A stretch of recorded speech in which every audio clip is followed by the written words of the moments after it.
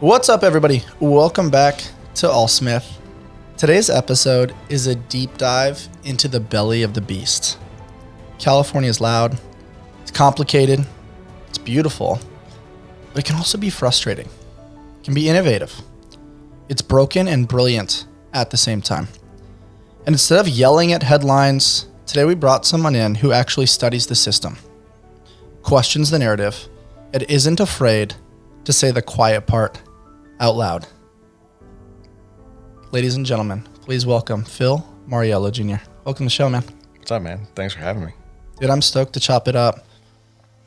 I read that earlier, and we kind of chopped it up with how we wanted it to sound, and it very much is contrast. Like, California is so much amazing, but then politically, we're looking at how expensive is it, the cost of gas, the challenges of fraud, the miscellaneous mismanagement of the budget. There's so much divide here. Yeah.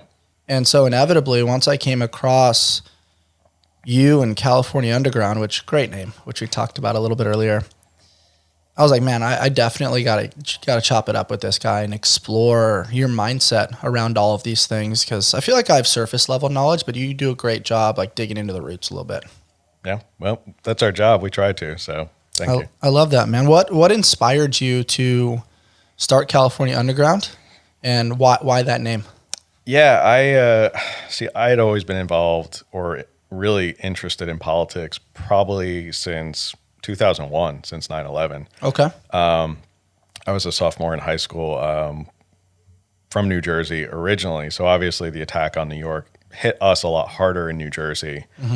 And back then I was, you remember George Bush standing on the rubble with his megaphone saying, we're going to go get those guys and they'll hear us and the whole world's going to hear us. And I was so patriotic and 100% supportive of George Bush at that point. And a couple years later in 2003, he goes, actually, we're going to go to Iraq. And that's when I sat there and went, Al-Qaeda's not in Iraq. Like, why are we going to Iraq? And it started this whole, I guess, new venture with me of questioning politics and diving into the how and the why. And I was always interested in politics. And throughout college, I had done different podcasts, I'd done radio shows and stuff like that. And I love discussing politics, and I'm still fascinated by it. I'm passionate about it. It frustrates me, but for some reason I keep coming back to it and loving it. And then around 2018, I realized there's no one really talking specifically about California politics. And there's so much going on in California. We're like our own country. We would never be able to cover all the stories. But the thing about California is it's so impactful on the rest of the country. I mean, we all heard that saying of, so goes California, so goes the rest of the nation. And it's true to an extent. There's a lot of stuff that starts here that then kind of migrates over to DC and becomes national policy. So I decided one day, I just said, okay, I'm going to buy a $30 microphone and start my own podcast. And I called it California Underground because it feels like in California, especially here in a blue city where we are in San Diego, it feels like once you meet someone and all of a sudden you start kind of bantering around or talking, and all of a sudden someone brings up, yeah, taxes are out of control. And then all of a sudden it's like that little breadcrumb of, wait a second, you don't like taxes? And then all of a sudden you start to go down this little rabbit hole, and maybe you found a kindred spirit of like, oh, we're on the same wavelength. Like, we don't agree with the approved narrative of California that we're all, left-leaning crazies. And then it became like this underground society. And it's almost, that's like the feeling in California. It's like you keep a lot of that to yourself. And my goal with California Underground was to kind of embrace it and say, yeah, there's millions of us, and to create this platform where people can go and feel like, I'm not the only one. There's so many of us out there. And I think by doing that empowers people to feel like it's not so dire. It's not so, we're not in a dire spot. There are millions of us who agree on these basic principles. And that's what we've been doing ever since 2018. Yeah. I love that. I love hearing the story. I love knowing that, because I feel that as somebody that probably plays more in the messy middle, but is a little bit more right-leaning. it is tough to really vocalize your opinions because it's immediately weaponized against you. You're judged, especially as a white male. All of a sudden, you're somebody that comes from privilege. You're labeled. You're X, Y, and Z. It becomes name calling, and people want to put you in a box. At the end of the day, we're all human. Yeah. I have plenty of friends and people that I love that are on the other side, and respectfully, we have discourse. But I'm very curious for you. What do they say at every holiday gathering? Don't talk politics and religion. Yeah. It's cool that you've seemingly, like you said, found that breadcrumb. You're like, you know what? I'm going to have the courage to be the man in the arena, to echo Teddy Roosevelt, and play with that a little bit. And do it in such a calm demeanor where you're not emotional, you're relatively stoic. You're like, here's what I see. Here's my perception on these policies. You're not approaching it from a standpoint of like, here's my title, and now I have to slap you in the face and convince you that you have to be like me. It's more discussing policy and how you can make California, how you can make San Diego, San Francisco, LA, better places to live where businesses can thrive, capitalism can do its thing. But inevitably, it seemingly keeps falling closer and closer towards socialism. Yeah. It's, to your point about finding people, that's one thing I always tell people, whoever listens to the show, don't be afraid to talk to people who you don't think you agree with. We also have friends who couldn't be completely more opposite than us. But the ironic thing is when you're sitting down at a kitchen table, you're out to dinner with people and you're having a couple drinks, and all of a sudden you get down to the brass tacks of stuff in California, you'll find you have a lot in common. People will agree about how expensive it is and unaffordability and homelessness and crime and stuff like that. And you couldn't be on more opposite ends of the spectrum, which shows that there is this middle ground that millions of Californians agree on. How we obviously solve that is a whole different debate.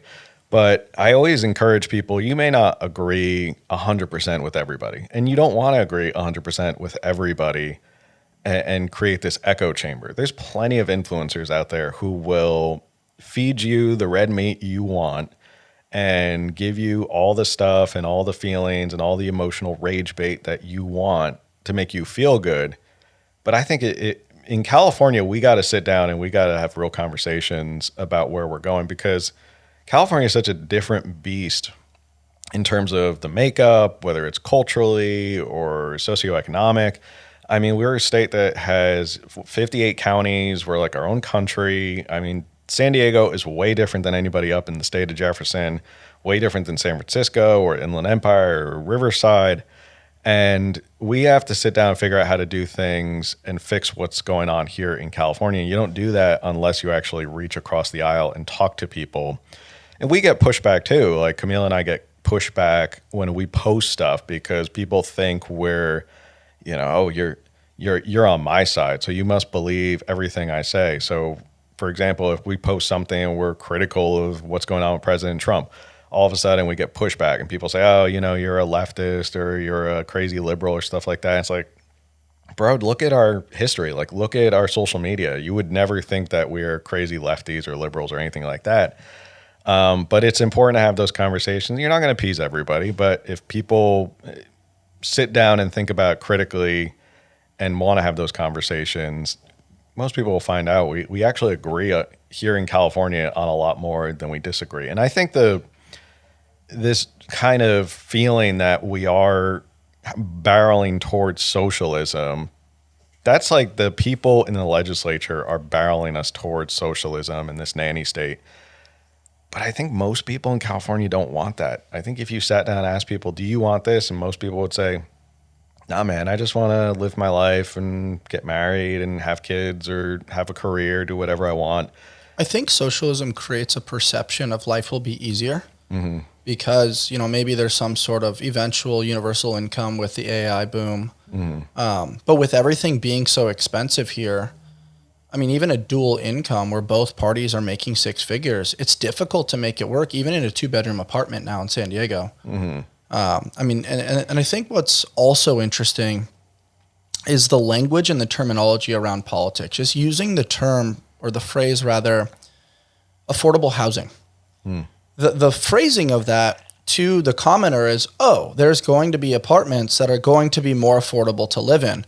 But it's it's a behind the scenes tax strategy. And I think that's the challenge, right? When you get into legal jargon, when you get into some of the political nuances, people don't really understand what they're voting for. They don't understand, prop this, prop that. And the way it's positioned as far as marketing is really confusing.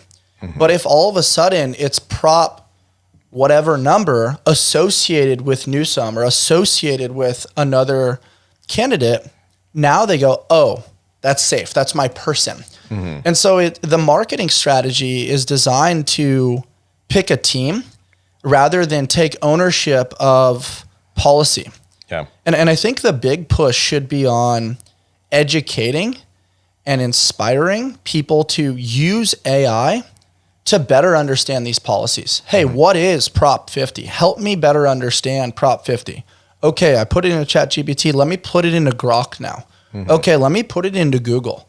Let me see the variants of these things. But most people are, I don't have time. I'm not political. I don't really want to be involved in that. It doesn't affect me directly until it does. Yeah. Until your gas prices are over $5, until it's, super expensive to buy groceries, just as like surface level things. And then now you're seeing the parking enforcement stuff in downtown San Diego. When there's an event at Petco Park, it's over $10 to park per hour from the little kiosks that people have, and then Balboa Park. And I could go on and on. But the point that I'm making is it's a systemic problem where it's trying to create psychological confusion where you're picking a team rather than understanding policy. Yeah, if I have one big pet peeve about politics, and I've said this numerous times, is that political tribalism will be the downfall of this country if we allow it. If we allow it to become so tribalistic where we can't talk to each other and it's my team versus your team, red team versus blue team. Prop 50 is a perfect example of the fact that we are so tribalistic. People couldn't... Real quickly, can you define Prop 50 for people that may not know? So Prop 50 was the proposition that was passed this past November. It was a special election that Gavin Newsom, the legislature, put on the ballot, and it was, in their argument, it was a response to what Texas was doing with their redistricting of congressional districts, and they were going to get more Republicans if they went through with redistricting.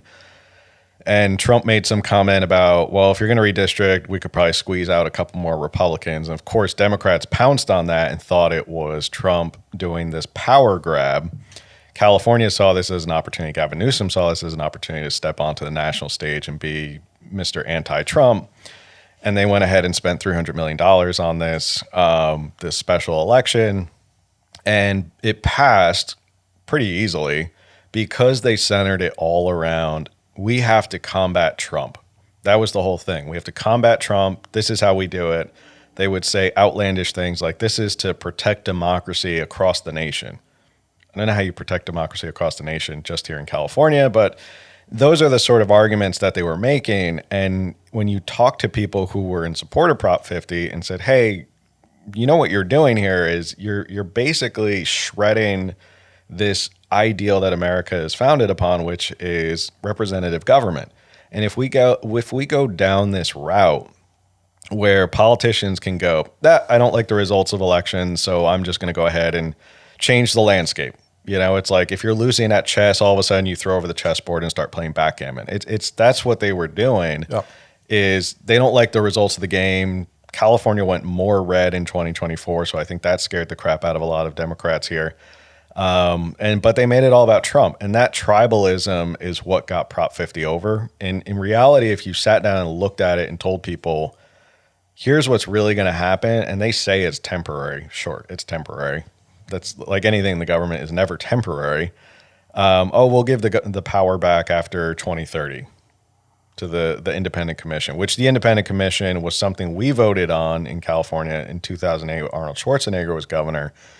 And it's an independent commission made up of citizens who draw the maps, not the legislature. So you don't have the legislature kind of gerrymandering their own districts.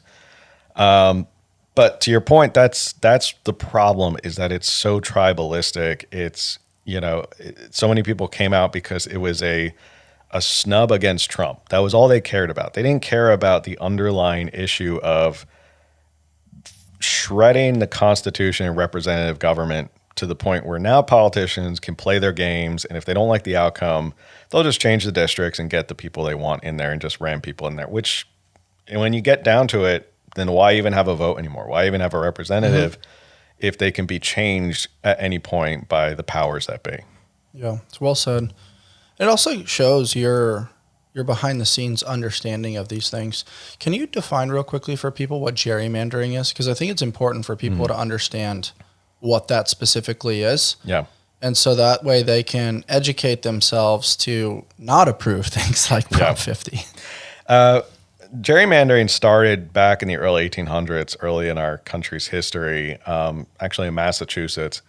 And this one representative had drawn a map that looked like, they called it like this Jerry monster or something. It looked like a dragon that they made it look like. And it stretched out. So when you draw districts for Congress, you're supposed to draw these pretty fair districts to get the representation that you need. But sometimes they'll play games where politicians will draw maps, and all of a sudden there's like this arm that reaches out from the district because they can go grab 100,000 more Democrat or Republican votes. Gerrymandering has been deemed as generally unconstitutional. Racial gerrymandering is absolutely facially unconstitutional. That's actually an issue right now in federal court. The DOJ is suing California over the fact that they drew these new maps based on racial preferences, that the person who drew the maps kind of admitted in interviews and on social media that we're drawing this specifically to increase Latino representation. So we've increased these districts to go grab more Latino voters. But yeah, gerrymandering is basically when you rig a district to be more blue or more red. And so what they did here with Prop 50 is they've effectively gerrymandered all these different districts up and down California. I think we're supposed to lose like 5 Republican. That was the whole goal, is that they're going to negate like 5 Republican representatives. They're not going to be safe red districts anymore. They're not going to be blue districts. And they gerrymandered the hell out of them to increase their representation in Congress. So we'll see where that goes. I've been following the case in federal court. I think their arguments are pretty sound. But again, it depends on how the judge rules and how they find it. And what's also interesting about that is whenever you isolate one thing, it's typically connected to a lot of other things. And so when you specifically reference Latino voting, we're very close to the border. We had open borders for a long time there during the Biden administration. I'm all for equal opportunity. But when you start diving into DEI and you're not picking the most qualified person for a certain job, you're picking somebody based on DEI. Now that ruffles feathers a little bit. Now I deem that as inappropriate. The goal should be to find the most qualified representative for said occupation. It shouldn't be, we already have, 3 white people in this role, so we need a Latino for this role.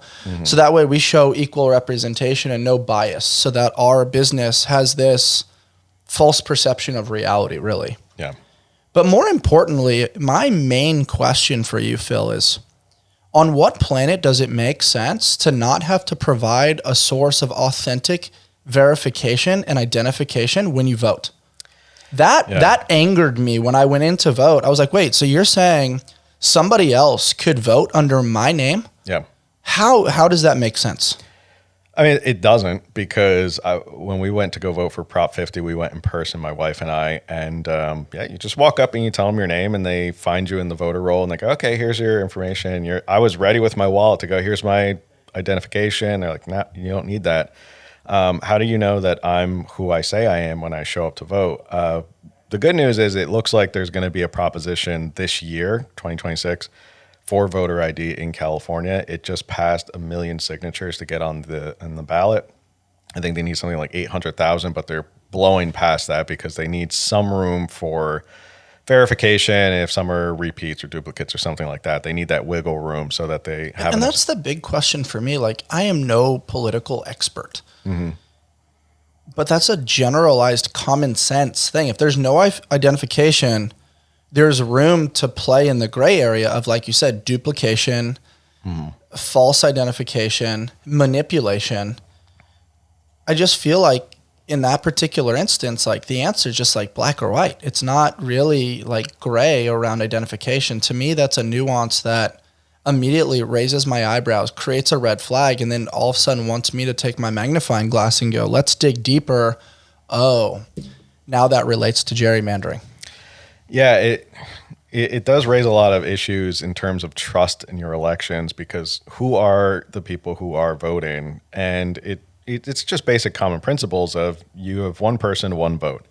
And if that person shows up, shows their ID and votes, that's the end of it. Box checked. Box checked. You're done. I know my wife grew up in Mexico, and she told me all about how the elections are run down in Mexico. It's one day. Funny enough, they actually close all the bars like the day before. I guess they're worried they don't want people inebriated before they go in. Doesn't mean you can't drink at home before you go to the election, but it's interesting.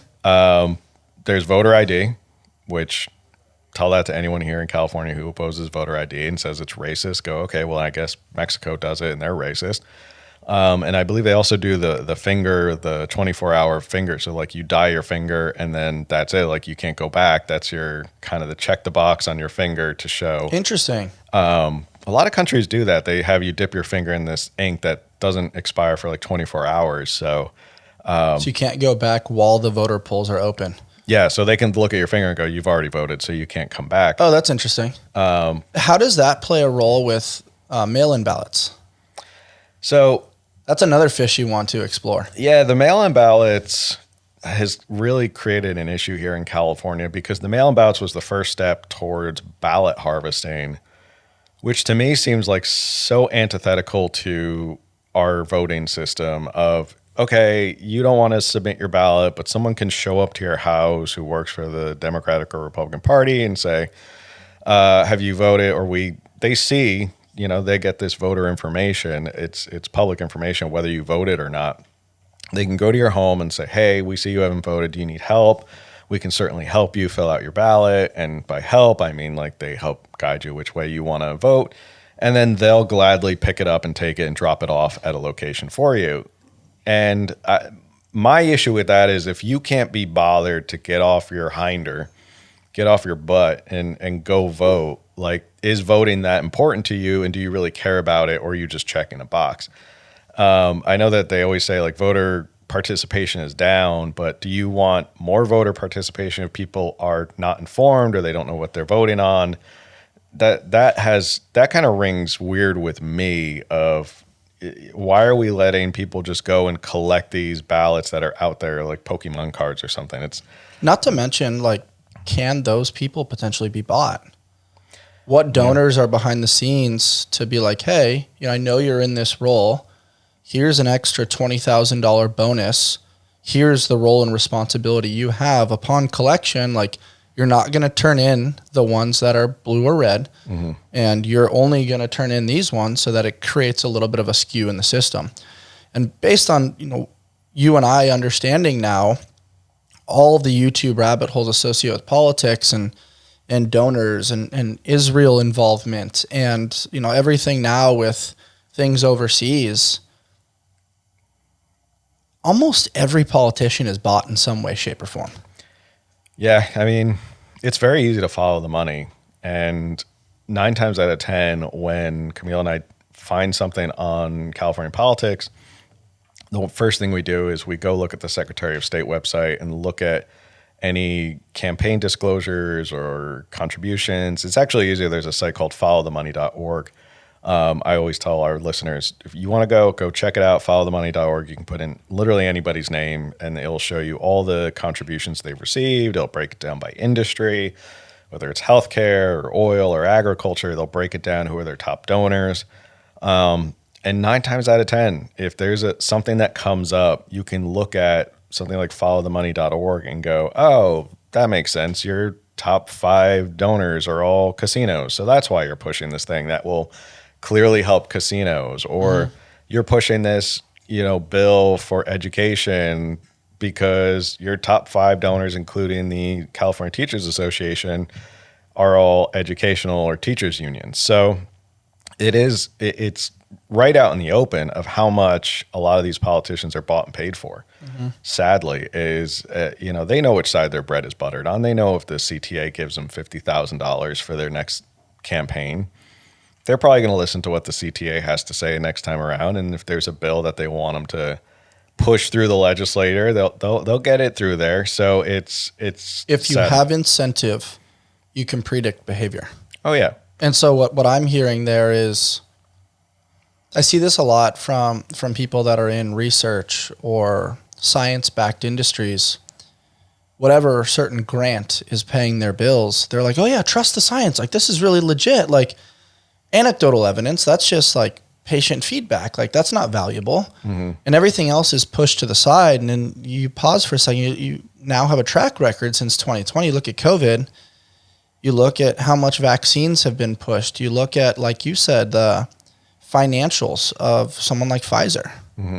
You look at the financials of Johnson & Johnson. You look at the involvement of Bill Gates. Well, on one end, you're saying trust the science, but then on the other end, because Bill Gates is financing a lot of the science, he's not a scientist. But all of a sudden, you're claiming that he's an equal representative just because he's funding all of these different things associated with medicine. So it creates this hypocrisy. And then inevitably, from me on the outside looking in, being a wellness guy, it's like my favorite thing associated with tough decision making is if you're uncertain, just pause. Yeah. You don't have to rush to a decision, but there was pressure at that time. Get the vaccine or you're going to be fired.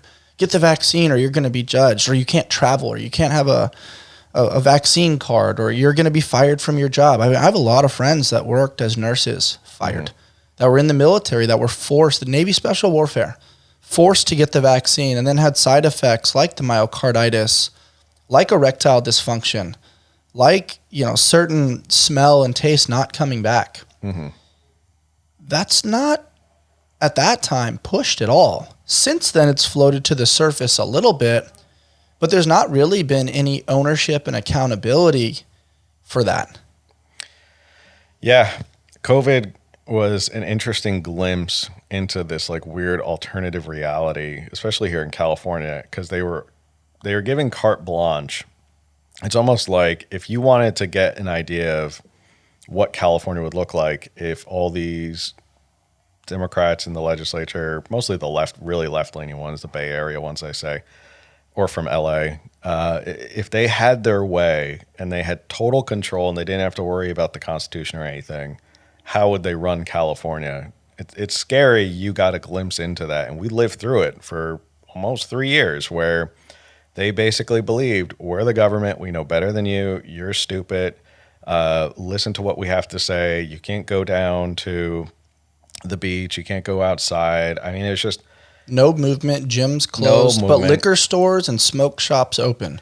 Those are essential. Those are the essential things. My wife and I, we were dating at the time, and we lived in PB, and it was crazy. You walk down to the beach, and this was something that burned in my mind forever, is seeing the police tape roped off against the beach.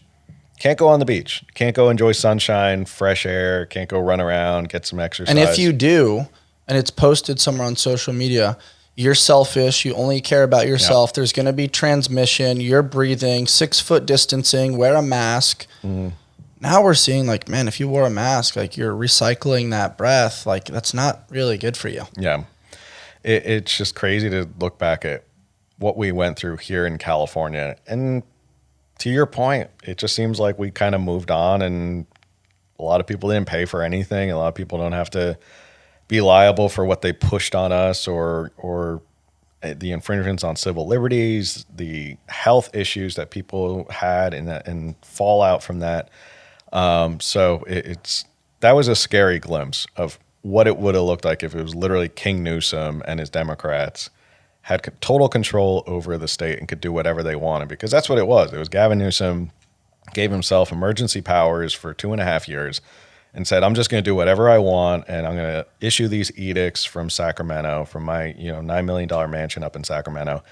And which he got through his wife's LLC via an NGO, maneuvered financials via fraud, and then somehow is making a crazy amount of money in office, Pelosi-like money. But what is his salary? Like $220,000 a year? It's insane. I was just doing some research on Gavin, like the history of Gavin Newsom, for a project I'm working on. And you look at where he came from, and he plays this whole...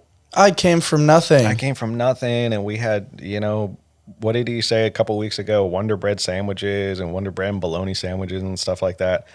But he was connected to some of the most powerful people in all of California. I mean, the Gettys are probably the most powerful people in California, the Getty fortune from oil. Ironically, he was well connected to a family that made their billions and billions of dollars off oil, and now he's Mr. Green Environmentalism and chasing every single oil refinery out of the state. All of his businesses that he likes to say he started, I started these businesses, and I'm a businessman, and I understand what it's like. All of them had seed money from the Gettys and these powerful San Francisco wealthy individuals. How many people, when they start a business, have the backing of some of the richest families in America? Not many. Most people who start businesses do it on a wing and a prayer and a ton of hard work, and hopefully it someday turns around and starts making some money. But if you're Gavin Newsom, you get seed money from the Getty family, and the grandson of J. Paul Getty becomes your business partner, and then all of a sudden, away we go. Plumpjack Winery takes off. He's making millions of dollars. They open Balboa Cafe, which is another thing in San Francisco. Now he has this restaurant empire as a young man.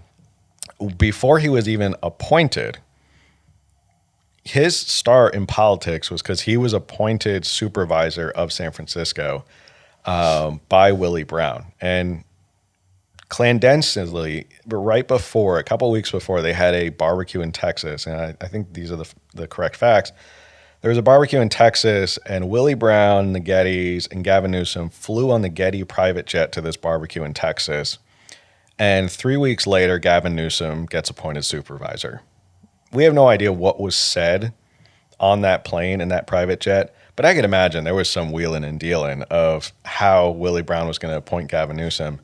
He hasn't lost an election since, which is crazy. He became supervisor, then he was mayor, lieutenant governor, now governor. But to the point of Gavin Newsom, and he tries to play this whole, I'm one of you, I'm a business owner, I understand, I'm a salt of the earth kind of guy. It's like, hey, bro, you were never a salt of the earth kind of guy. You were always... It's creating a false narrative for votes. And I think anybody that is an observer of human behavior, you can see past that. Because in life, there's people that are interested, and there's people that are interesting, and then there's buyers and there's sellers. Dude's always selling something. Yeah. Like, I look back at the California fires. I'm from Los Angeles, spent a lot of time in that Malibu area. I have a lot of friends up there. And the lack of ownership for not having adequate water in fire hydrants, not having adequate water in reservoirs, the ironic coincidence of insurance policies changing at that time. Yeah. All of it seemingly just, it's not passing my smell test. And then when you look at the interviews, he's like gyrating with his hands and talking about how it's going to be this and going to be that. And now we're seeing the land grab. But seemingly that's just, at the time, felt like smoke and mirrors. It just kind of blew over because now everybody's focused on the next thing. Then it became Charlie Kirk. Yep. Then it was the Epstein files. Then it was Diddy. It's like all these things for distraction. But like, once again, no ownership, no accountability. And hundreds of millions, if not billions of dollars just wasted. I've driven through Malibu to go visit one of my best friends since kindergarten. There's not been a ton fixed up there. Yeah. Moon Shadows, famous restaurant that we used to attend. Awesome ocean view, burned to the ground. Mm-hmm. People that spent their entire life trying to get a home there, which is millions of dollars, just SOL. Yeah. How is that acceptable in any way, shape, or form from the leader of probably one of the most powerful states in the country? I mean, it's not acceptable. With the amount of power we saw him wield with COVID, the fact that he hasn't acted with the same urgency as he has for what happened in Los Angeles is kind of telling about his priorities. The wildfires are interesting to me, not only because of the how sad of a tragedy it is to see so much history of LA burned to the ground. What happened with the wildfires is almost a whole amalgam of what's wrong with California governance today. It's almost like, if you ever heard the term like the black swan event of people don't predict the black swan, it comes out of nowhere. So basically the black swan is like, it's a financial term for the markets of everything will be fine as long as this crazy off the wall thing never ever happens. Like COVID, like people don't predict that I'm going to invest in this company and COVID's going to happen. It's going to ruin the economy. These wildfires are like the black swan event for LA. And it's almost like they were governing in such a horrible fashion that they were saying, well, we'll get away with this and we could patch here and patch there and rob Peter to pay Paul as long as a black swan event doesn't happen. Well, the LA wildfires were the black swan event. And we got to see up close and personal what happens when you have ineffectual leaders such as Karen Bass or Gavin Newsom in power who don't really want to tackle the issues, who are not prepared to tackle these big serious issues. They got voted in because of whether it's their identity or their party or something like that. So you have these ineffectual leaders who don't know how to handle crises. I believe most politicians actually have no idea how to actually handle a crisis. Like we're governed by a ton of people who seriously don't know what to do when something serious happens. So we have bad leadership. We have bad financial management because when you look at how much money was squandered in terms of they weren't paying fire departments correctly, they weren't paying overtime.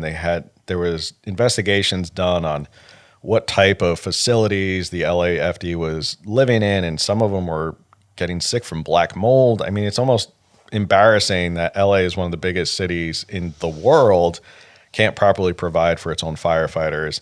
The mismanagement of the LADWP with the water and the reservoirs, it's almost like it all came together at the wrong time. And then they were planning on cleaning this specific milk thistle weed. And this story is, if it wasn't so ludicrous and it resulted in such a tragedy, it'd be hilarious. There's this specific milk thistle weed in California that is endangered. And they were actually planning on clearing it out because they were going to clear out all the brush and shrubbery around all these power lines to prevent wildfires. Well, this hiker, Mr. Altruistic, walks up there one day on a hike and he notices what the power companies are doing is to clear out all these brush. And he goes, "Oh, hold on a sec. I'm going to report you to the California Coastal Commission that you're getting rid of these milk thistles, which are endangered." And so the California Coastal Commission comes in and says, "No, you can't get rid of this. You can't clear the brush. You can't make it safer for wildfires."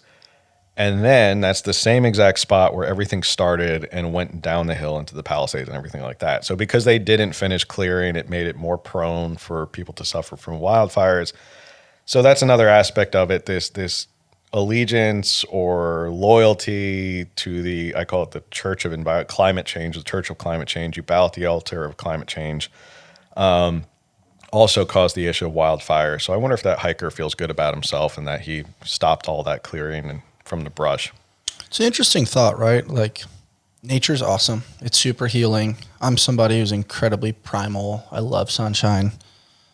The climate change argument is very interesting to me, just because, we can get into the topic of cloud seeding later.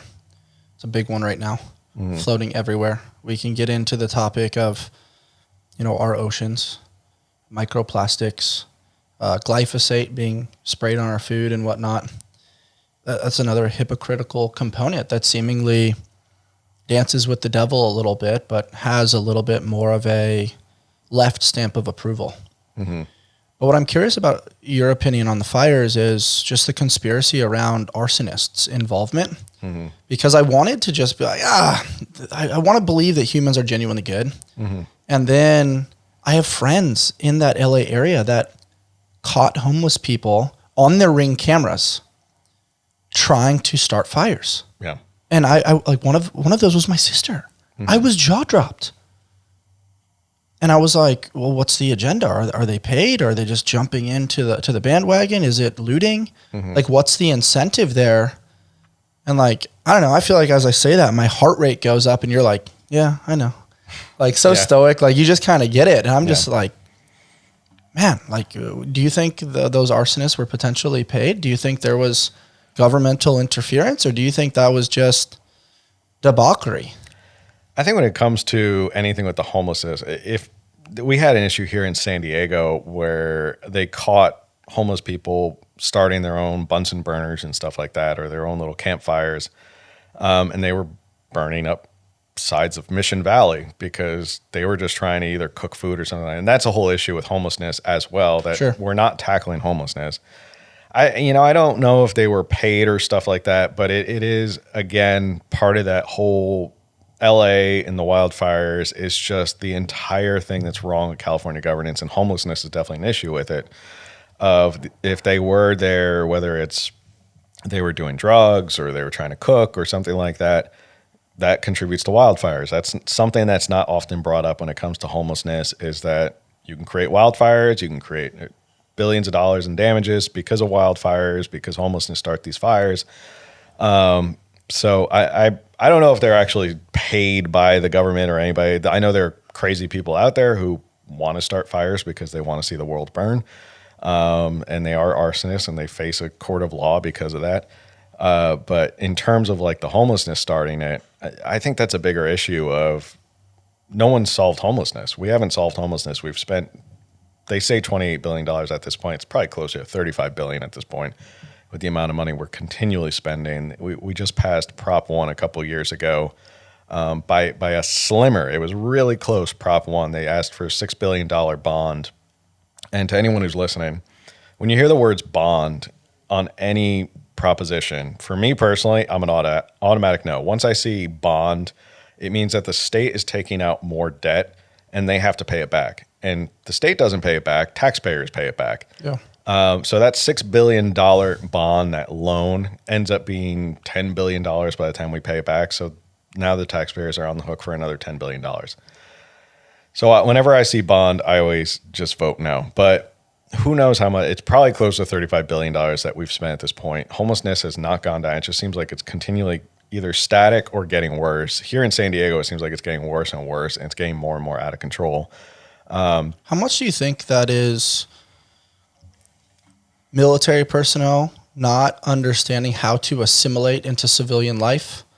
How much of that is just the cost of living going too high and people catching a rough break? The fentanyl epidemic and just drugs being brought up from the cartels from Mexico to San Diego. What do you think is kind of the root cause? Because if I were to relate that to Big Pharma, it's like Ozempic, for example. It's creating all this weight loss, which includes bone density, muscle mass, and maybe a little bit of fat. So on paper, you're like, yeah, they're losing weight. But then it's like, oh, large intestine paralysis, blindedness. And then there's a $4 trillion lawsuit, I believe. And they don't care that much about the lawsuit because they're making so much money over here. So it's like, yeah, we got this money for homelessness, but what's the incentive to get rid of homelessness if we're, making money over here? Yeah. I don't really see them. Like if you want to change something, you'd actually see at least marginal improvement, but we're seeing like drastic increases in homelessness, especially in East Village. Yeah. I used to live in East Village during law school, so I saw it firsthand up close and personal. They always said, you're on the edge of town, this apartment complex I live there. You're at the edge of town. I'm like, yeah, we literally are at the edge of town. There's so many factors, and I think all of them that you mentioned do contribute. What percentage is tough to say. I think obviously military personnel who are having a problem assimilating back into our society, I think that's a failure of the federal government and the VA and just not having enough resources for our vets who come back or are done with military service. Fentanyl and drugs is a huge part of this. And a lot of his psychosis is brought on by drugs, which raises a whole other issue we can talk about in terms of what they're trying to do with conservatorships and institutionalize people. Affordability is another thing. And that seems to be the root issue that no one ever talks about in our government. It always seems to be they always want to prescribe and throw billions of dollars at the symptoms, but they're not looking at the root cause of it. So you get symptoms because you're sick of something. It's like saying, I'm trying to think of a good example. I'm not a medical guy, but something like that. But I mean, it's like, hey, there's a hole in the wall. Let's just put a picture over it rather than understanding where the hole came from. Or oh, I have this terrible sneeze. I need to fix just this sneeze. Well, why are you sneezing? Okay, why are you sick? Well, let's get to the bottom of it.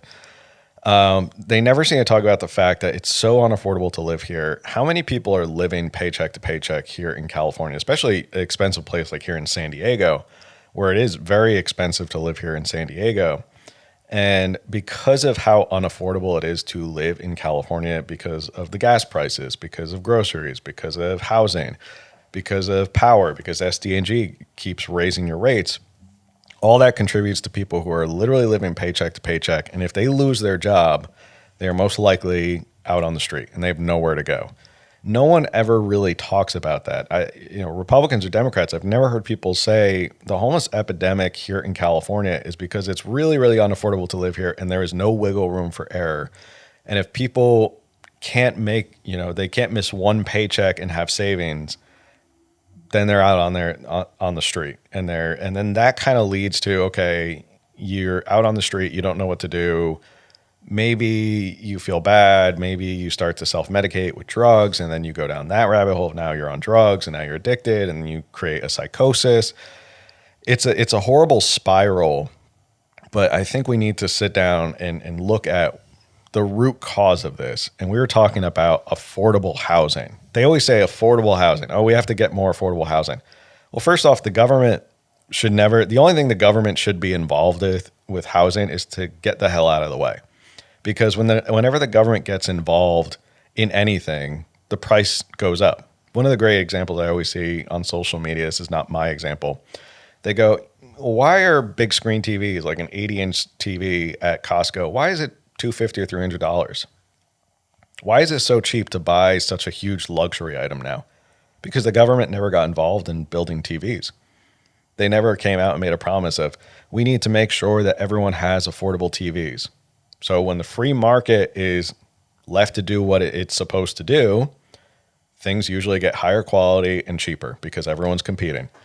But here in California, when the government gets involved, everything becomes more expensive.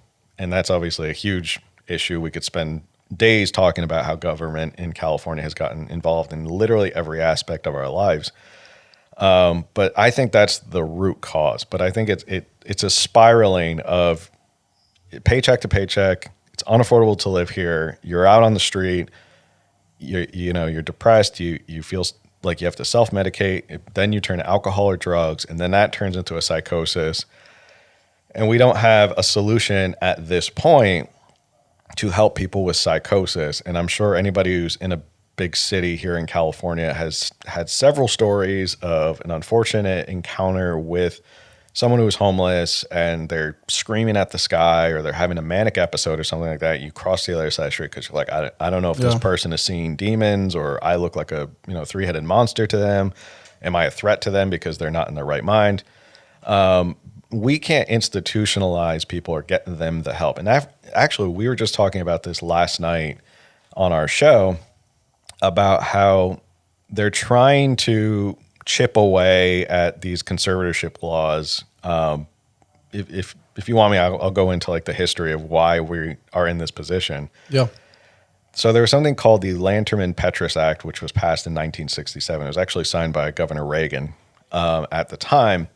And it was in response to mental institutions. And I always say these type of conservatorships, the crude example is the men in the white coats in the van and the straitjacket. They come and take the crazy people away. You saw it in old movies and stuff like that. Basically, the Lanterman-Petrus Act got rid of that. So now we can't force people to go get medical treatment, go to institutions to get the treatment that they need for their psychosis. So now what you have is people who are out on the streets, and you can't force them to get treatment. They have to voluntarily accept treatment. Now, how do you get someone who is not in their right mind to voluntarily accept treatment? It's never going to happen. They're trying to do it with this thing called care court, not really working. It's been like a couple hundred people have been taken off the street. When you look at the amount of people here who are homeless, that's not really a drop in the ocean. But they're trying to chip away at that and bring back more forced institutionalization, however you feel, civil liberties, civil rights, and stuff like that. But there has to be... Where's the line in the sand of you're a danger to society? Right? I feel like in most industries, safety seems to be the number one protocol, aside from just straight living, right? LIVIN. It's okay to have lack of safety as long as the government's making money. Yeah. And I would even go back further. I think that our education system's built around the Industrial Revolution. And I would say you're memorizing things, social programming, for the exam. Then the exam is basically assigning you a score. Hey, Phil, you're a C student. You and I both know that, like, you might just not like that topic. You might just want to go outside and play. Yeah. But you're now labeled a C student. So that's what you start to believe. And you go through this system and memorize. You're not really taught to critically think that much. And then you finish school and you're like, I don't really know what to do next. I don't want to be on the street and I can't really afford college, but I guess that's the next best thing. I'll take out student loans. I'm going to study something that probably isn't that valuable, like sociology, which I personally think the topic is fun, but it doesn't monetize. Yeah. And so when you look at something like that, you're spending thousands, if not hundreds of thousands of dollars to get this education. Now you graduate and you get an entry-level job. That doesn't do anything to pay down your student debt. That doesn't do anything for now the fact that you're stuck in the rat race. Now I have to lean on the government. I have to continually work this job. I'm paying these bills. I'm having to have these insurance policies, medical insurance specifically, or I get penalized. And the reason why I bring this up in relation to what you said is that I feel like the biggest political currency in California, it's not money. It's fear. And when you get stuck in the system, fear becomes the great motivator. Oh, I have to go to work because I have to pay my bills. Yeah. I have to do this, so I have to take the exam. Not realizing that the exam's fucking stupid and it's designed to put you in debt so that way you will comply. And when you look back at COVID, compliance, control. If you don't do those things, you're part of the problem. Yeah. And what I'm trying to figure out here, and I think it's at the tip of our tongue, and I think we're inching in the right direction, is like, how much of this is accidental based on, wow, we're humans, we're trying to better the country. The Industrial Revolution was when we really formulated curriculums and a lot of the education system so people could have jobs. But we've evolved since then, but the education system hasn't. Yeah. Is that the answer? Is the answer upgrading the education system? Is the answer going back and realizing, hey, if somebody has a form of psychosis, maybe the answer isn't this super expensive lab coat treatment. Maybe it's, let's dial in hydration. Let's dial in sleep. Let's dial in primal living that inevitably has shown to heal people time and time again. I mean, I always default to that wellness mindset. But those things aren't monetized the same way an IV bag is or a medication is for the symptom. So inevitably, we go back to that fear. Oh, if you want to keep sneezing, just don't take the medication. Yeah. But it takes time, right? Maybe a 90-day detox of some sort to really get back to your natural physiological rhythm. Yeah. I word vomited a lot there for you, but like the point that I'm making is like the biggest form of political currency, it's not money, it's fear. Oh, yeah. Yeah, because as long as you can scare people into doing something, you can get them to fork over money.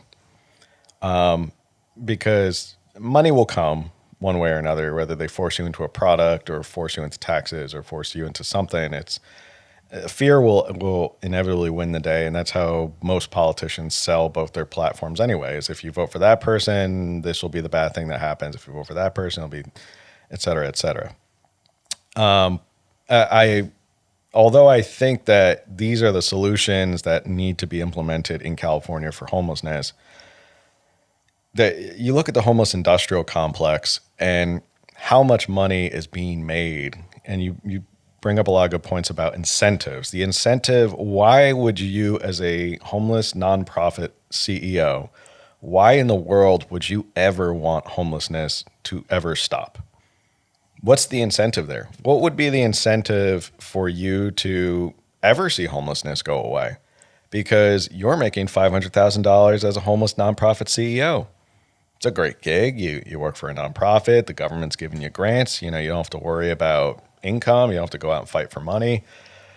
So that's the incentive there, is that the incentive is to keep bringing in more money, and the people who they're doling out all of this money to have no incentive to ever get rid of homelessness. Now, I don't trust that the government, unfortunately, even though I say we should maybe lean this way back into institutionalizing or conservatorships where people can get help, I also agree with you that I don't trust that throwing people into government hospitals is a good idea either, because who's making money off these government hospitals?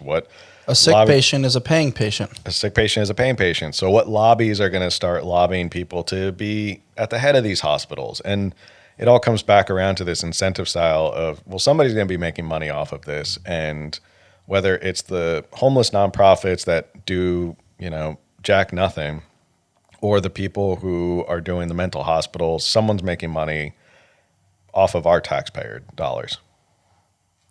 And in my opinion, taxes aren't solving problems, they're funding inefficiency. Oh, yeah. And what's happening is from the top down, they're doing a great job finding tax loopholes. Mm-hmm. Everything that Doge found with NGOs, non-government organizations, moving things through LLCs, the manipulation of a lot of this government funding. How do we regulate that? It's floating in the surface as far as transparency, and people are sort of aware of it. Yeah. But they're like, I don't really know how to fix it. Yeah. Because it still falls within the tax rules and regulations. Yeah. This is something I've been struggling with recently because, as you've noticed, I like to kind of bring people to the table, have conversations. Let's figure this out amicably. I'm not sure if there is a amicable way that is, how do I put this? If there is a way we can fix around the edges to kind of fix our system as it is. And it's almost like the system has gotten so rotted from the inside out that the only way we can do this is support people who are in favor of just gutting the government from head to toe. And the problem is that the two parties that are out there right now, and this is one reason I got really upset with the Trump administration after they got elected and they started, is there was this whole promise we're going to cut waste, and Doge was off to a great start, and they found all that stuff with USAID. And then I think Doge got a little too aggressive. I think Doge was doing too good of a job that all of a sudden the powers that be were pushing back on the Trump administration and saying, all right, you got to cool it, like finding all this fraud and all this waste and stuff like that. Like, you're really exposing a lot of stuff. And if you do, like, pretty soon the citizens are going to come and tar and feather all of us if they see how much money. In the Minnesota daycare story, it's also fascinating as well. Yeah. I had tweeted, like, man, if the Minnesota daycare issue is not handled properly, how many people are just going to wake up and go, well, then what am I paying taxes for? Because it's not going to what I think people are there now. I mean, Andy Frisilla had a cool message on that this week around just abolishing federal income tax. Which I am so excited that is becoming a mainstream topic. Over the past couple of years, I don't know how it started, but I started reading a lot more libertarian political philosophy books. A lot of Murray Rothbard is my favorite. I always suggest to any of my readers, go read Anatomy of the State. It's like 75 pages long. You can read it in an afternoon. It's so fascinating. It'll blow your mind of like, why have I not seen the government this way? Murray Rothbard is great. Ludwig von Mises. Frederick Bastiat is an old French political philosopher, also amazing. And I started to read all of these libertarian philosophies and go, yeah, like this makes sense to me. The point of this podcast isn't to go into all those books, but it started to become like basically statism robs the people of their initiative. It robs people of their capital. It robs people of their free will. It basically makes you slaves to the state. And I'm glad to see that there is more people leaning in this direction to libertarian philosophies of let's abolish the federal income tax. And I think it's kind of boiling over to that point of people going, let's abolish the tax. Let's cut the government way, way, way, way down. So who knows where it goes from here? I'm not sure either the Democrats, or definitely not Democrats because they're in favor of statism. I'm not sure the Republicans are the right party to do that. I don't know if the Libertarian Party is on the rise in the term of like they're looking for a new solution because both parties aren't doing what they're supposed to be doing. But it is interesting to see the change in culture. It used to be, maybe we can come to the table and figure out a nice little agreement and fix these things. I think I'm leaning more towards now, like anybody who gets in the office, their promise has to be, we're going to cut and slash and get rid of all the fraud and abuse. And if I'm only there for one term, so be it. But what we're seeing is some people are doing that and they just get killed. No. Right? Like, you look at the appointment of some of these federal judges and, if they're not with mainstream media, inevitably they disappear. Mm-hmm. It's a very, it seems conspiratorial, but like we're just seeing that consistently. Yeah. And then the maneuvering of judges like the judge that was associated with the Epstein case. Mm-hmm. And it just seems like somebody's in the back pocket of all these people that are in power. And it's like, it's so difficult to know what to trust right now. Mm-hmm. Jumping back into Minnesota, man, like what are your thoughts there? Because I've heard left-leaning people be like, oh, that was debunked. That's not true. Mm-hmm. How does a young kid with a camera, influencer,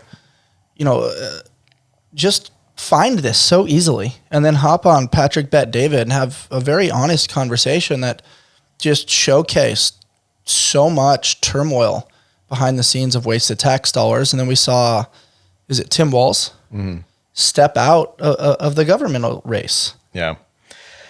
It's eye-opening. I'm not shocked that it's happening, especially as someone here in California who sees how much money goes to NGOs and nonprofits. It's eye-opening to probably a lot of people in the country who thought that, yeah, things are bad in the government, but maybe they're not that bad. But then when you find out there's probably billions of dollars going to people who shouldn't be getting this money, it is very eye-opening for the entire country. I mean, first off, Nick Shirley, what he did is unbelievable because it just further amplifies the fact that mainstream media is dead. Like the corporate media, which is, in Michael Malice's words, is the enemy of the people. They're dead. No one trusts them anymore. Fox News, CNN, all these stations, people don't trust them anymore. And it's coming down now to YouTubers, podcasters, people who we've essentially decentralized information. And you brought up how AI is useful in this. I think AI is really great because of this, because in real time, you can go on X, and if someone posts something, you can have Grok fact check it in a second. Mm-hmm. If you have a question about anything, you can go on Grok or whatever your choice of AI is and get that information instantaneously. You don't have to listen to the news anymore. But this decentralization of information is amazing. Nick Shirley is just a great product of that to show that anybody with an iPhone and a $20 lapel mic can go out and do independent journalism and do amazing work. Amy Reichart here in San Diego is doing her own thing where she's actually going around to these daycares. We have her set up to come up on the show soon. And she's finding the same thing. And it just goes to show you, someone with an iPhone and a microphone can literally go out and start producing this information and get it to people. And this is probably why I don't trust when you have a lot of these politicians rushing to regulate AI, because I think they have insidious intent of they want to regulate it so that they can cut off the flow of information to people and make it harder for people to get information. But the Minnesota fraud scam is just so eye-opening of how badly our government is run. And the federal government is kind of implicated in this too. Now, I know it wasn't the Trump administration who was doing this, and I know that they've shut off payments to Minnesota at this point. But I think it's infuriating. It's just the part, throw it on the pile of all the issues we have in this country, whether it's unaffordability and taxes and the size of government. And Minnesota, I think, might be the boiling point that goes, what are we doing here? Why are we spending all this money? Why we're $37 trillion in debt, yet we still have billions of dollars to throw at these daycares. Then what are my tax Daycares with no kids. Daycares with no kids. And meanwhile, I'm just trying to put food on the table. I'm trying to work 40 or 50 hours a week to put food on the table and provide for my family. And then I look up and the government's doing this and people are making off with millions of dollars. And I'm sure you could do a whole documentary here in California and probably find 100 times more fraud and waste and abuse here in California. In fact, the state auditor just came out a couple weeks ago. We did a video on it about how I think it's like 7 or 9 agencies in the state government are what they call high risk. And high risk basically means, according to the state auditor, that there is a high level of fraud, waste, and abuse, and it's not meeting the goals of what it is set out to do. So it was the California EDD, it was the Health and Human Services, there's a CalFresh issue, there's a Medi-Cal issue, there's a water issue, water infrastructure is crumbling. And you look at that and go, the state auditor says most of the big agencies that are supposed to be taking care of these issues here in California are at high risk of fraud, waste, and abuse, and they're not meeting the standard of what they were set out to do. So I imagine if you really dove into those books and looked at what they're doing up there in Sacramento, people would be absolutely shocked to see how many billions of dollars are going into these agencies and are not ending up where they're supposed to. What's the liberal argument on what's going on in Minnesota? Just to have healthy discourse, I want to make sure I personally understand that side. Mm-hmm. Because it's very easy to be like, hey, here's what was discovered. We traced the money trail. We had observations, but there's still pushback. There's claims that's been debunked. Yeah. I mean, I saw Nick Shirley get attacked by people on YouTube. They're like, what are you talking about? There's no kids. They're going right there. And he's like, yeah, because they know that I've exposed this, and now they're trying to make it look a certain way. What's the argument on that side for somebody that was close to being our vice president? If there is an argument, I haven't heard a good one. A lot of it is ad hominem attacks. It's a lot of personal attacks. It's, let's attack Nick Shirley. CNN attacked Nick Shirley. But right there's my exact point. Mm-hmm. It immediately goes towards credentialism. Yeah. We're human. Yeah. Humans can observe. And modern day, like you said, young kids were raised with these little pocket computers. Mm-hmm. You and I grew up where we rode bikes and played N64 and got our knees scraped and hopped fences to go swimming in people's pools and played like the Sandlot back in the day. Yeah. We're not experts on this. We've had to have a learning curve there from the typewriter to basic dial-up internet to better understanding. So the fact that a 23-year-old is able to discover this is not really surprising to me. Mm-hmm. But the left argument that I see time and time again, whether it's medical, whether it's tech, it always comes down to credentialism. They attack the person. Yeah. And typically the least informed people, from my perspective, are the loudest in the room. Yeah.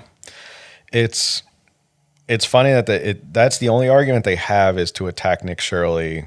And this seems to be the last vestige of any argument they're trying to hold on to is you're not an expert. Well, we saw it with COVID. The whole thing with COVID was don't listen to this person because they're not an expert. Don't listen to a crazy person on YouTube or Twitter because they're not an expert. YouTube was pulling down all these videos about what people were saying about vaccines and all of this. And it was those doctors out here in California who they had that YouTube video, literally 2 doctors. I mean, I don't know how you can get more medical authority. There were actual 2 practicing doctors who had a clinic that we see people every day. We are practicing doctors. We're not scholastic doctors in a university somewhere. And they sat down and went, here's our argument. And YouTube took the video down because it's, you're not an authority on this. Yep.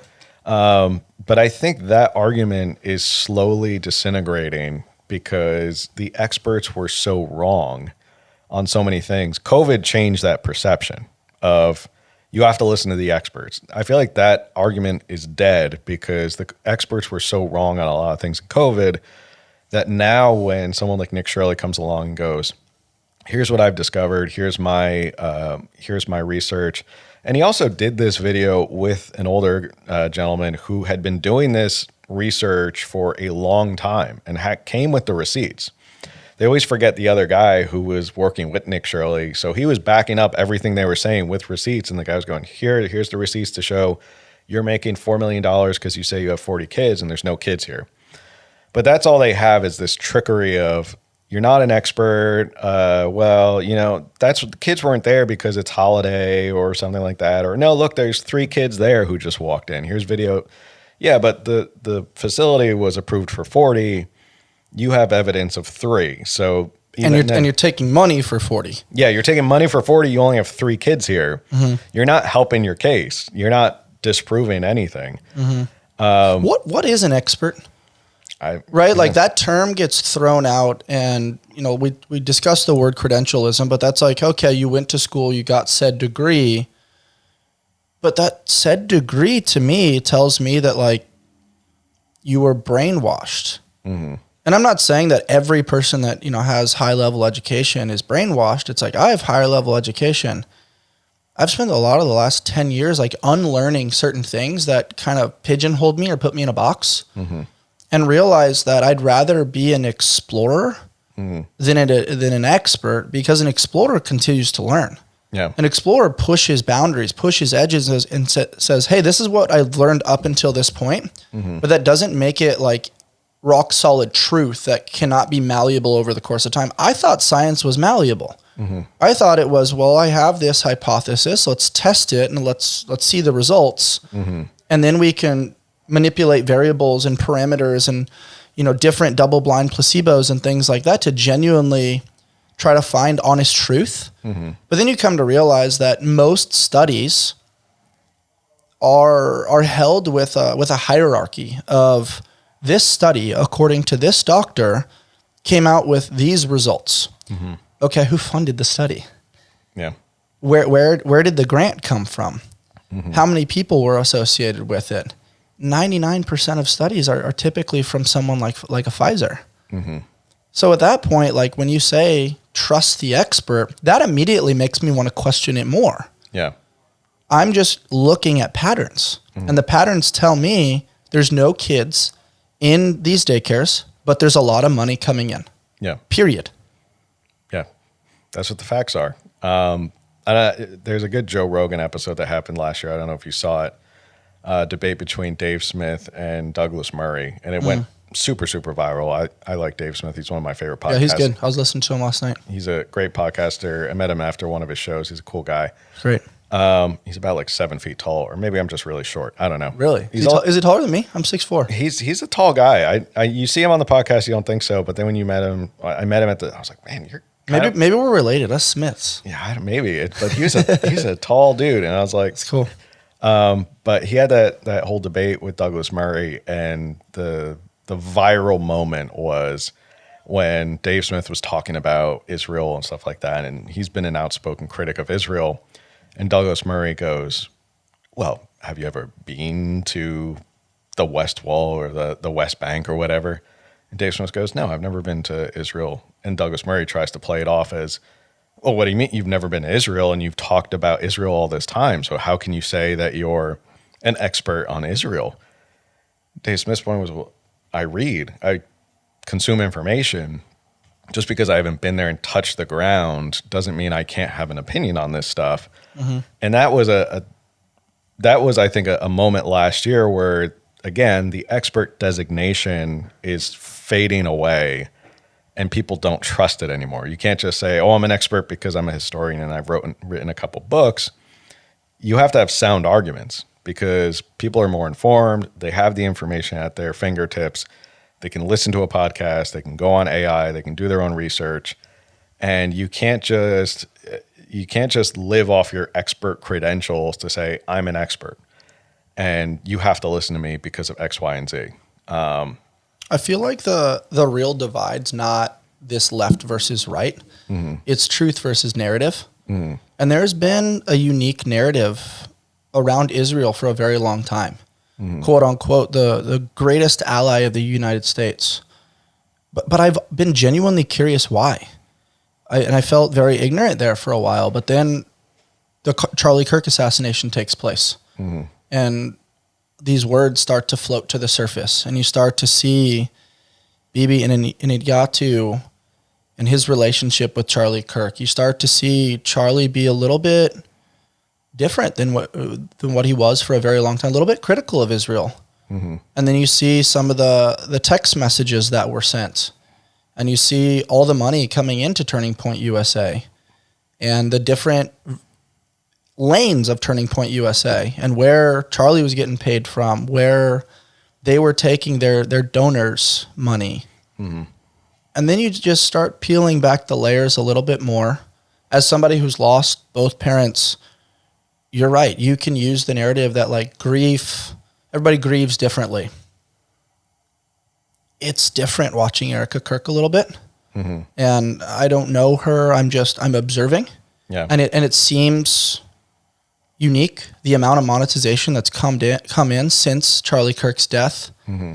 And then the consistent involvement of Israel, the Ben Shapiro conversation mm-hmm. at what was it called? Amerifest? What's it called? Amfest, yeah. Amfest. Yeah. That was interesting, yeah. Right? Like going directly at someone like Tucker Carlson rather than speaking to the broad truth. Mm-hmm. The left-leaning argument time and time again is personal attacking. Yeah. To me, you do that, you lose the argument. Yeah.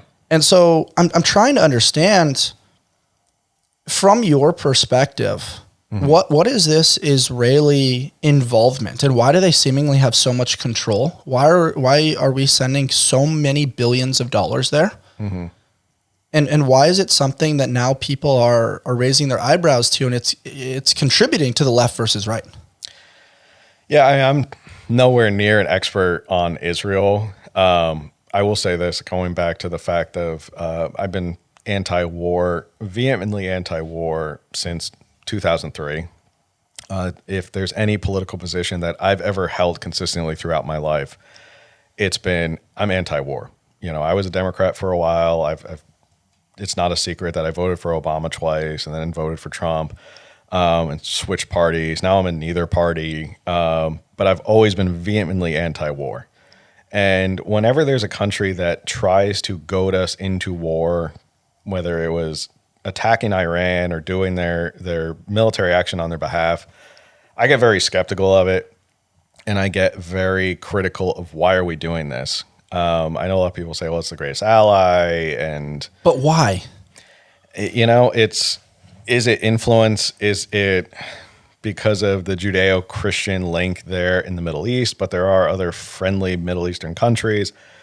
I'm not quite sure, and it is and that's perplexing. It right there, right? Like nobody can have a clear answer, mm-hmm. right? Sometimes it has to do with the Federal Reserve. Then you go deeper and you think about the very powerful families, the Rothschilds. You go down that rabbit hole. But what's so interesting to me is there's not a clear answer. Mm-hmm. I want to know the answer. Yeah. And no expert can really give it to me. Tucker Carlson kind of says some things that are interesting. Candace Owens has some things that are interesting. You know, Ben Shapiro, like everybody's kind of got their lane, but there's not clarity there. Mm-hmm. The same way that there's not clarity around what kind of led you down this rabbit hole around 9/11. Yeah. Like, since you said that, I was like, man, I really want to understand your thoughts on that. Building 7 doesn't make sense. Mm-hmm. Finding passports that weren't blown up You know, the infrastructure, understanding that there was like 45-degree angles in the beams that seemingly looked like they were pre-drilled. When you observe the video on 9/11, it does look like there's a bombing. What are your thoughts? Because that's something that like really did a good job creating this America first, like really creating this sense of together, of belonging, of us versus them. But then now, you know, over a decade later, there's a lot of questioning of like, what was that all about? What was the incentive there? It is interesting, 9/11. You ask so many questions because you go, if we're such a powerful country at that point and we have such an incredible intelligence agency, how did we not know about it? And there's reports that a lot of these individuals who flew the planes were on federal law enforcement's radar. They knew what they were doing, and then how they got through and how this all happened. And there's so many questions. I know Tucker Carlson did a huge series on it. I want to dive into that because that's something we've gotten so far away from 9/11, and it became the predicate for the Iraq War, which is then the predicate for the Afghanistan War, which is why we're now $39 trillion in debt. I think all of these questions, whether it's what's going on at 9/11 or people asking about what's going on with Israel, is all related. In a weird way, all of this is kind of the same stream of consciousness of 9/11, the Minnesota daycare scandal, what's going on with Israel, is the idea of people questioning, is the government working for me anymore? Does it have my best interests, or are we just tax cattle so that they can get what they want? And with 9/11, it's, did the military-industrial complex get what they want? Did George W. Bush get to finish his daddy's war? Like, is that what he wanted? Because Saddam Hussein wanted to kill his dad.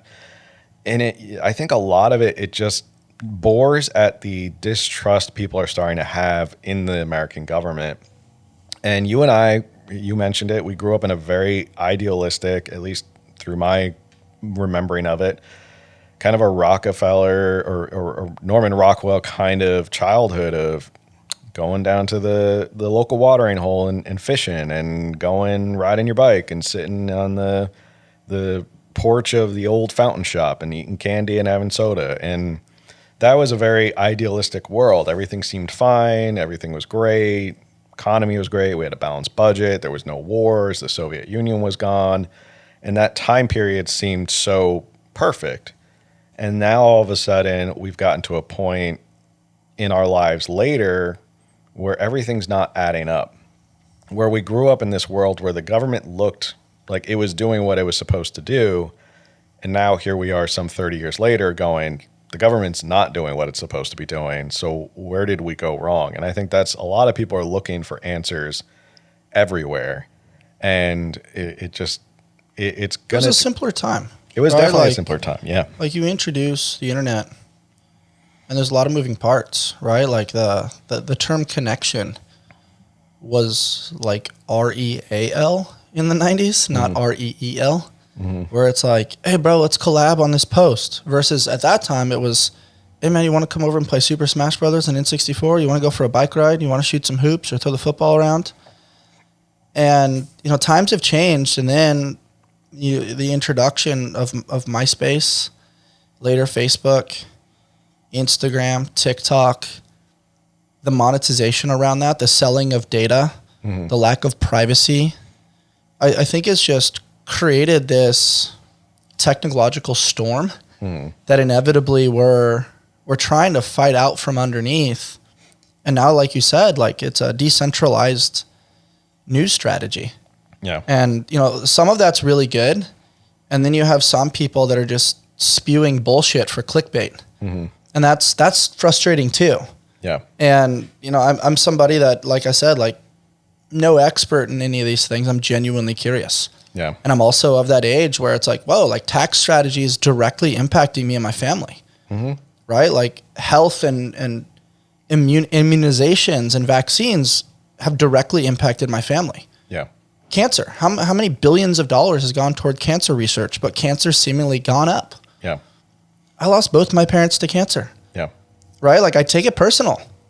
And I want to keep seeking to understand and finding truth seekers like yourself to bring that information to the forefront. And I can't help, just because it's something that just keeps knocking on our door time and time again, is the curiosity around the Epstein files. Riley gently touched on George Bush and 9/11, but apparently they found that photo, or that painting rather. It's like George Bush throwing the planes. Yeah. And then you've got the weird picture of Bill Clinton. But Clinton's never been there before, right? And like the narrative's painted to make Trump kind of look like a bad guy. And I'm not saying he's a saint in all of this by any means. But I am genuinely curious, like, was that a blackmail operation? And why does, once again, Israel seem to be involved? I think that's the fury around Epstein, is people want to know, do we have a representative government, or is this all smoke and mirrors? Do we really vote for our representatives, and do they really go to Congress and represent ourselves in an honest manner? And I think that's the core of, do we trust the government anymore? And I think trust in government is at an all-time low. Congress, everything, all the institutions of government are at an all-time low. And Epstein, I think, is emblematic of whether we do have a representative government or we are run by a bunch of oligarchs who have more money than God and can do whatever they want. And that all of this is just a charade to make us believe that, yeah, you absolutely have power to change your government and do all this stuff and make your voices heard. And then they all laugh in the background like, yeah, okay. Like, no, we're all going to pick who's going to be the next president. We all pick who's going to be the next representative. Whoever the next governor is. Like, we've had this planned out for years. Like, there's nothing you guys can do to change it. I spoke to a CEO one time, and he was telling me that when they have their staff meetings, they start every one where each person gets like the microphone, quote unquote, for a second to kind of share a win, a challenge, and kind of how they're feeling in that moment. And maybe a little tidbit on how their vision on the organization or the company, how it can be improved. And the CEO literally told me, like, oh yeah, I just want people to feel like they're heard. And then behind the scenes, me and the leadership team just make whatever decision we think is appropriate. And it kind of feels like that. Like, hey, we're going to sort of give you a vote and sort of make you feel like this is a democracy. But in reality, like, decisions are going to be made with dollars behind the scenes. Yeah, and I think that's the frustration with the Epstein files, and the Trump administration completely bungled this whole Epstein story, turned it into something that they had campaigned on, to now a weakness that the left is using against Trump of, oh, he's protecting Epstein, he's protecting pedophiles. It still just circles back to this idea of there's just lacking trust in the government. And it seems like every day we're finding more and more information of why we shouldn't trust the government. Also, just sheer body language, going back to like my reference on Newsom and just kind of looking at his body language during the fires. Karen Bass's as well. Yep. And just kind of the dancing around. No, I asked you this question and you gave me all of this. Yeah. When Kash Patel was on Rogan and you saw his facial expressions, he was clearly bullshitting. Yeah, he was uncomfortable. He was. He was shifting and a lot of like, areas. You know, I'm sure there's reason why. I'm sure, you know, from a credential standpoint, he's probably the best fit for that role. But somebody's controlling the strings behind the scenes, because it does not make sense, the narrative that they gave about Epstein passing away in one of the highest security prisons. And then the ironic component that they think they've found pictures of him in Israel recently. The stories just don't add up. Yeah. And then inevitably, if I'm thinking that, I can only imagine what other people are thinking about that. Yeah. It's I don't know if we're ever going to see, you know, God bless Thomas Massey for getting that bill out. And even though the Department of Justice hasn't listened to it, Thomas Massey's great. I mean, I always say Thomas Massey's more American. What bill are you referring to? The bill that forced the DOJ to release the Epstein files. And they're actually breaking the law because they haven't released all the Epstein files. They were required to by a certain deadline. They missed that deadline. Now they're like, oh, we'll let them out little by little here and there. But Thomas Massey, I always say, is actually more America first than the current America First administration. But I did want to bring it back to California real quick and why it's important that we tackle things here in California. And a lot of people, going back to this idea of they don't trust the government, they don't trust elections. California might be prime example of that. People don't trust the government here. They don't trust elections. There are a ton of people who I hear them all the time in my comments and my DMs of California's lost. Forget it, man. Just get out. Like it's done for. Mm-hmm. And I always counter that with this, which is California is the breeding ground for statism. This idea of the whether you want to call it socialism, I call it statism, where the state runs everything, every aspect of your life.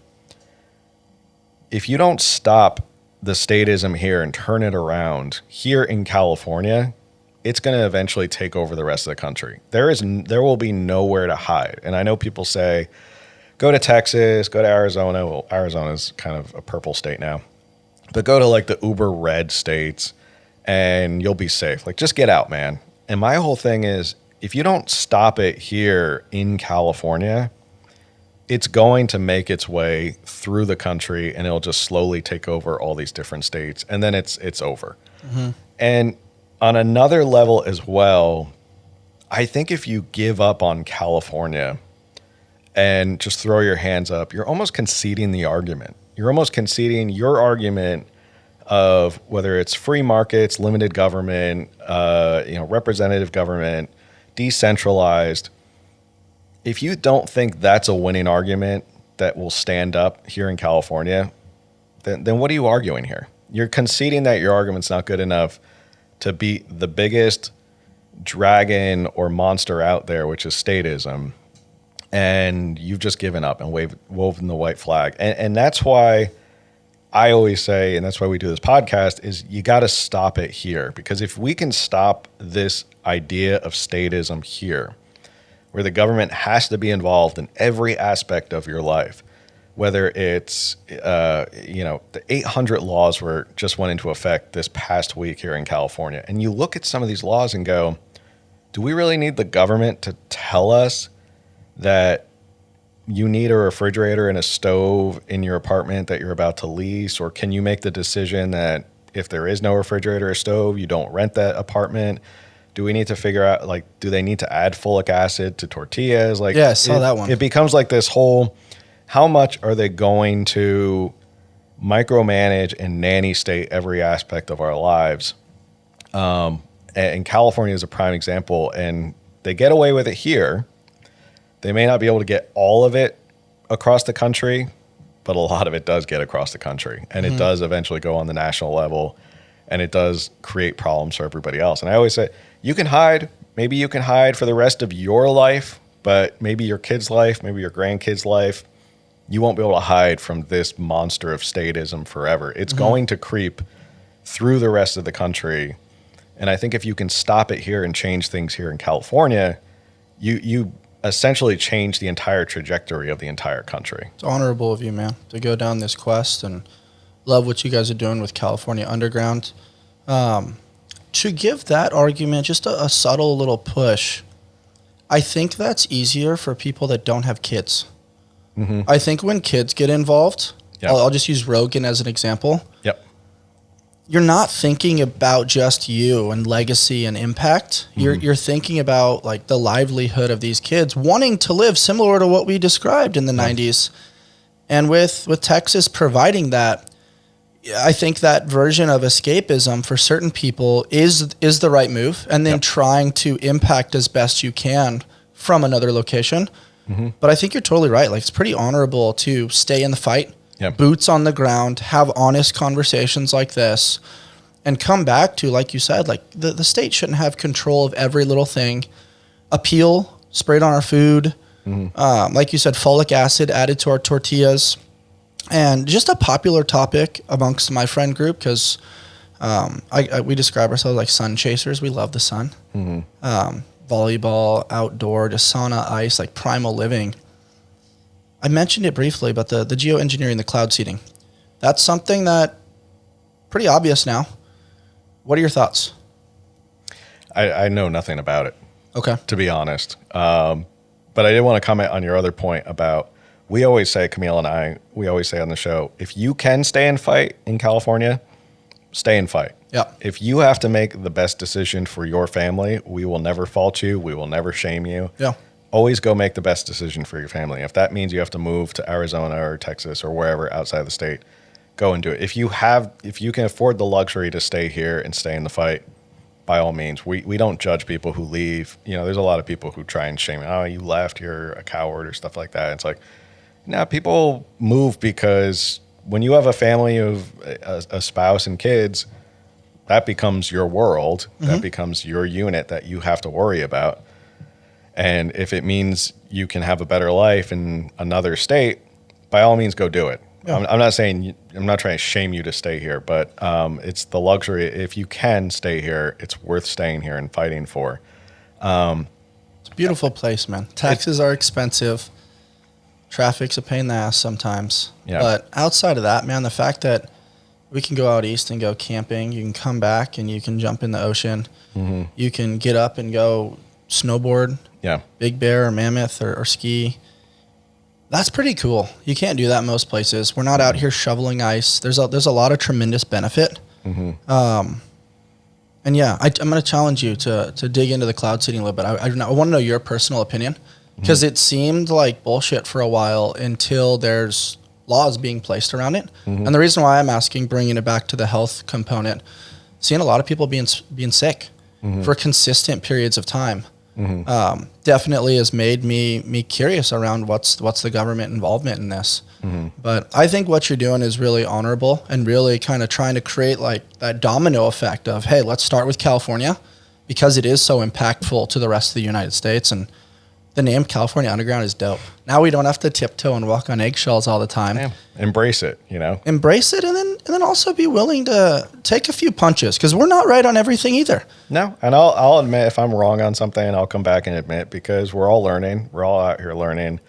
Information changes. I've had to come back and say, you know, I get too excited and post something, and then people come back to me later and like, you know, that wasn't really the whole fact of it. And it's like, you know, you get swept up in the social media aspect of it, and you have to be able to admit that you're wrong and you're not completely right. And one thing we always tell our viewers, going back to the whole expert thing, we do this show so people feel like they have somewhere, like an outlet, a platform that they can go to and feel like they're heard, or that there's people who agree with them.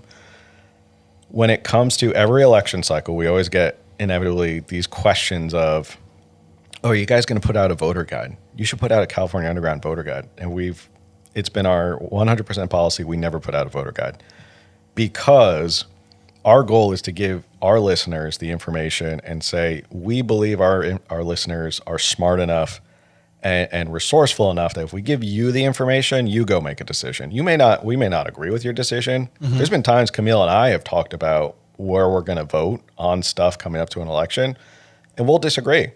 She'll say, I'm voting yes on this. I'll say I'm voting no. But our whole point is, here's the information. You guys arm yourselves with that information and go make the decisions that you need to go make. Because don't think we're like the cult of personality. Don't think we're infallible as to what we are saying. You know what I think would be really cool? Not a voter guide, but like a voter spark notes of like, hey, here's a clear definition of what this prop means. And show both sides. Hey, if you vote yes, that's what this means. If you vote no, that's what this means. Because I think that would go a long way of like, you're not making decisions. You're creating transparency and clarity for people to make the right decisions. But I think oftentimes they don't even know what they're voting for. They just know, oh, I'm voting for president or the big pillars. And then everything else kind of just gets swept under the rug. Maybe that's actually, I mean, we do shows leading up to election because there's so many propositions. We have to end up like breaking it up into 5 or 6 shows of like, okay, here's what this proposition is. But that may not be a bad idea to do more of a cheat sheet of like, here's what it is. Because if you look at those voter guides, not everyone nerds out like Camille and I do, where we sit down and we read everything and we read the legislative analyst description of what's going to happen. And a lot of people just go, I don't understand what I'm voting for and what I'm not voting for. I mean, I get a kick out of it. I sit down, pour myself a nice glass of whiskey, read the whole ballot guide to see what I'm doing, make my own decisions, maybe compare different party positions on propositions. Why does the Republican Party support this, but the Libertarian Party doesn't support it? So it's always interesting to look at it that way. There's so many angles, but that's not a bad idea.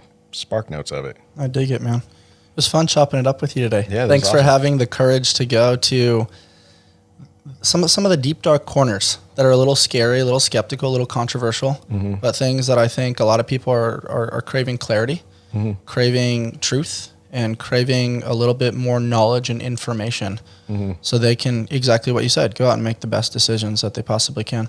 Where can people find you? YouTube, go search us there, California Underground. We're doing really well there, putting out a lot of videos. We do a weekly show every Tuesday at 8 p.m. live, so you can join in the chat.